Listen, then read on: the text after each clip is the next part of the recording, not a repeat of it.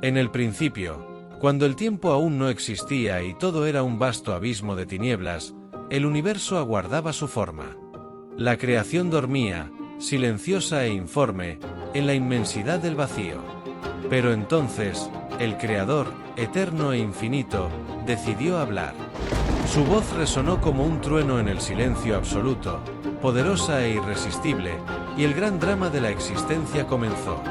El Espíritu del Altísimo se movía sobre la superficie de las aguas, como un aliento vivo, vigilante y listo para desatar el orden.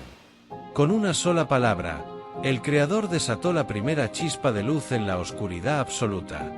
Sea la luz.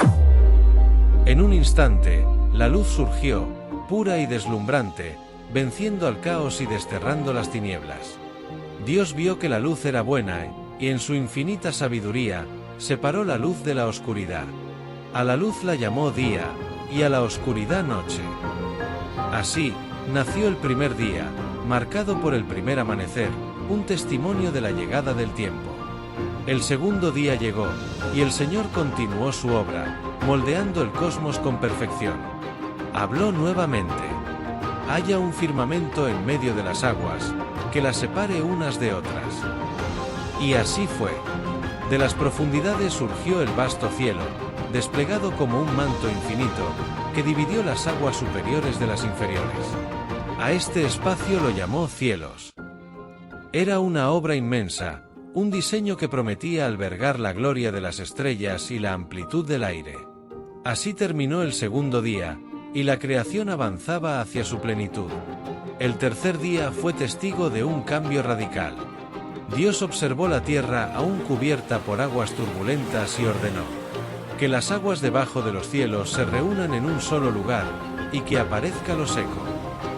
En obediencia a su palabra, las aguas se retiraron, revelando la tierra seca.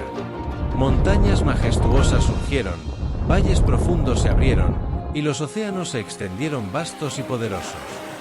Dios llamó a lo seco tierra y al conjunto de las aguas mares. Y vio que era bueno. Pero la tierra no estaba destinada a permanecer vacía. El Señor continuó, declarando: que la tierra produzca vegetación, hierbas que den semilla, y árboles que den fruto, cada uno según su especie. La tierra respondió con abundancia. Hierbas verdes cubrieron los campos, flores en 1000 colores estallaron como fuegos artificiales, y árboles altos y robustos surgieron, con sus ramas cargadas de frutos. Dios observó esta obra y vio que era buena. Así concluyó el tercer día, lleno de vida y promesa. En el cuarto día, Dios alzó su mirada hacia el cielo vacío y habló nuevamente. Haya lumbreras en el firmamento de los cielos para separar el día de la noche. Que sean señales para las estaciones, los días y los años, y que brillen sobre la tierra. Y así fue. El sol, grande y majestuoso, fue colocado para gobernar el día, mientras la luna, serena y plateada, reinaba sobre la noche. Dios decoró los cielos con innumerables estrellas, cada una colocada con cuidado, formando constelaciones que narrarían historias eternas. Era un espectáculo sublime, y Dios vio que era bueno. En el quinto día, el Creador llenó los océanos y los cielos de vida. Ordenó que las aguas se llenen de seres vivientes, y que las aves vuelen sobre la tierra bajo el firmamento de los cielos. Y así, los mares se poblaron de peces, desde los pequeños hasta los colosales monstruos marinos que surcaban las profundidades. El cielo se llenó de aves, con plumajes de colores vibrantes que llenaban el aire con sus cantos. Dios los bendijo, diciendo: sean fecundos y multiplíquense, llenen las aguas en los mares y multiplíquense las aves sobre la tierra. Y vio que era bueno. Así concluyó el quinto día, con los océanos y los cielos llenos de movimiento y sonido. El sexto día fue el punto culminante de la creación. Primero, Dios dijo: que la tierra produzca seres vivientes según su especie, ganado, reptiles y bestias salvajes. Y así fue.